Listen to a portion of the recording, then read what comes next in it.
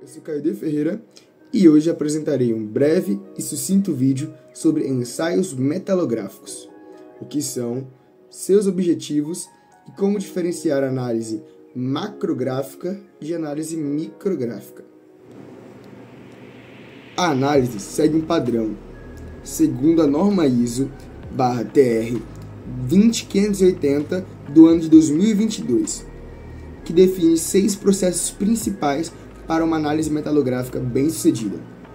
São eles: corte, embutimento, lixamento, polimento, ataque químico e, por fim, a análise da peça já tratada sobre o aparelho de microscopia. A análise metalográfica busca compreender as macro e microestruturas presentes em um material metálico, para assim compreender onde ele poderá ser melhor aplicado dentro da indústria, suas fraquezas e vantagens, seus defeitos, as fases e etc. É importante também ressaltar a diferença principal entre análises macrográficas e micrográficas. As análises macrográficas buscam perceber erros e detalhes superficiais da amostra, podendo ser utilizada uma lente de até 50 vezes de aproximação. Já a análise micrográfica busca entender e identificar a microestrutura presente no material, deixando assim de analisar uma grande área de atuação. Esses detalhes compreendem grãos, fases, microestrutura, obviamente, e também defeitos. Primeiramente, deve-se escolher a amostra a ser analisada e levá-la a uma serra policorte, para que a mesma corte a peça até o tamanho adequado. Deve-se posicionar a peça na zona de corte, perpendicularmente à serra, apertar os parafusos de fixação manualmente e depois reforçar o aperto com o uso de alicate. Posicionar as mangueiras do fluido de corte logo acima da amostra, colocar a proteção interna, fechar a tampa e ligar o equipamento. A alavanca que aproxima a serra estará no ponto morto. A aproximação deve ser gradual e sem aplicação de muito peso, trazendo a alavanca para a cera até sentir uma leve pressão e perceber faíscas saindo da amostra. Repita o processo de aproximação da serra até a peça ser varada por completo. Desligue a máquina, aguarde a rotação do disco cessar e retire a amostra já cortada e pronta para o processo a seguir. O embutimento é a etapa que vem logo depois do corte. A sua função é embutir a peça em baquelite, para que as próximas etapas possam ser executadas com mais perfeição e facilidade, desde que, por exemplo, o lixamento e o polimento, eles necessitam certa uniformidade em toda a sua superfície para que ele seja considerado como boa execução. Além disso, o embutimento ele facilita o manuseio da peça para as próximas etapas.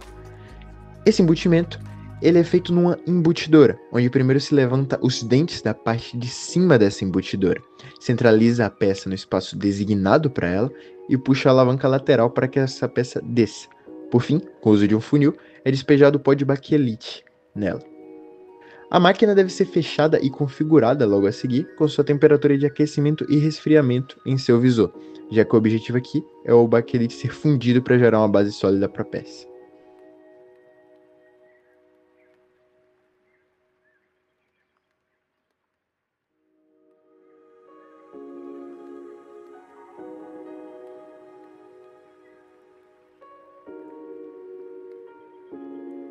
O processo de lixamento consiste em desgastar uma face de uma amostra até que suas ranhuras sejam imperceptíveis a olho nu e comece a aparecer um princípio de espelho. A peça deve começar com a lixa de 80 e vai aumentando conforme o processo. As lixas utilizadas foram 80, 120, 150, 180, 220, 400, 600 e 1200. Vale ressaltar que o número da lixa corresponde ao seu grão, e quanto maior o número, menor o grão é, ou seja, mais finos são as ranhuras que ele faz. As 5 primeiras lixas foram usadas à mão. É preciso tomar cuidado porque a pressão seja constante e suas ranhuras fiquem uniformes. Outra coisa importante de ter em mente durante o processo de lixamento é saber que cada vez que se troca a lixa para um grão menor, é necessário virar a peça em 90 graus, para que os novos riscos sobreponham os anteriores. Após a lixa de 220, passamos para a lixadeira, que é uma máquina que gira a lixa e o técnico precisa apenas segurá-la constantemente, o que facilita muito o trabalho.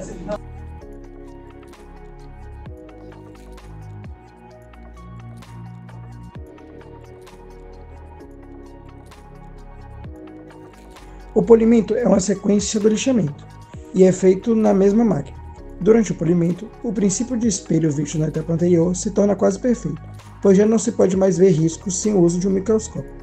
O polimento é a última etapa antes do ataque químico.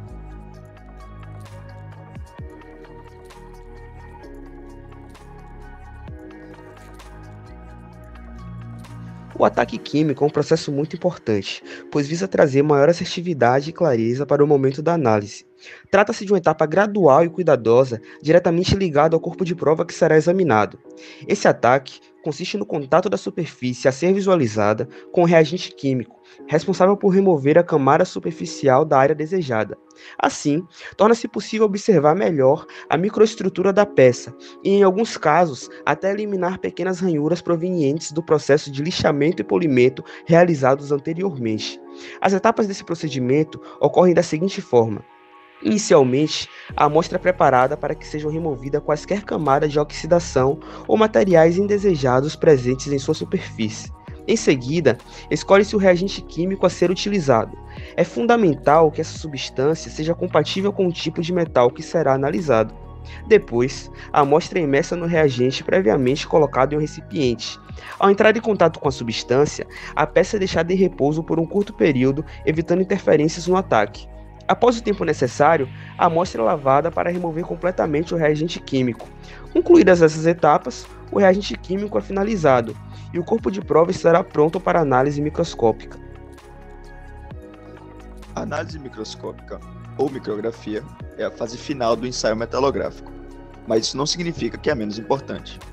Muito pelo contrário, todo ensaio é realizado visando a sua realização, que é responsável por revelar as características do material, sua microestrutura, suas propriedades, entre outras coisas. Essa análise é crucial para que se mantenha a qualidade do determinado material, que em nosso caso foi o aço 1020. A análise microscópica é feita justamente através do uso do microscópio. O usuário, primeiramente, coloca a peça no local determinado. Isso é algo que depende do equipamento, mas geralmente a peça ficará virada para cima, abaixo das lentes objetivas. A luz que vem delas deve ficar sobre a peça, como é possível ver na imagem. Após isso, o usuário posiciona seus olhos sobre as lentes oculares e checa se é necessário ajustá-las. Ele deve ver algo como as seguintes imagens. Depois, deve selecionar a lente objetiva desejada, ou seja, ampliação.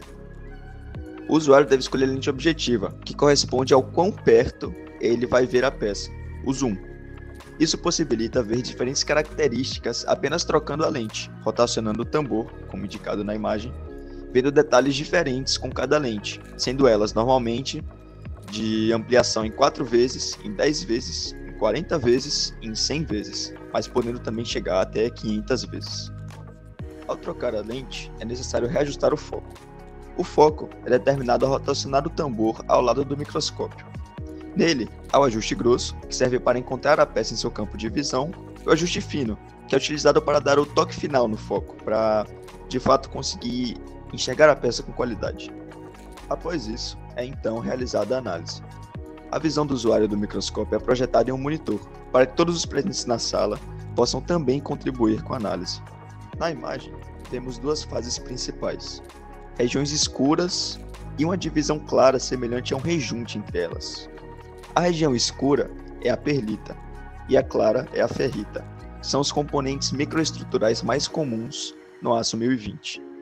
Além disso, em nossas análises, foi possível identificar diversos arranhões devido ao mau processo de lixamento e polimento, a presença de alguns compostos orgânicos e, principalmente, foi possível identificar regiões alaranjadas, que indicam ferrugem. Na primeira imagem, vemos compostos orgânicos, na segunda imagem vemos arranhões e ferrugem, e na terceira imagem vemos principalmente arranhões.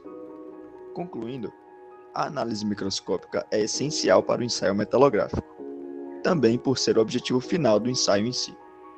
Com ela, é possível identificar falhas no material antes que seja submetido a determinado processo industrial e garantir sua qualidade a longo prazo, sendo usado por todas as indústrias do planeta.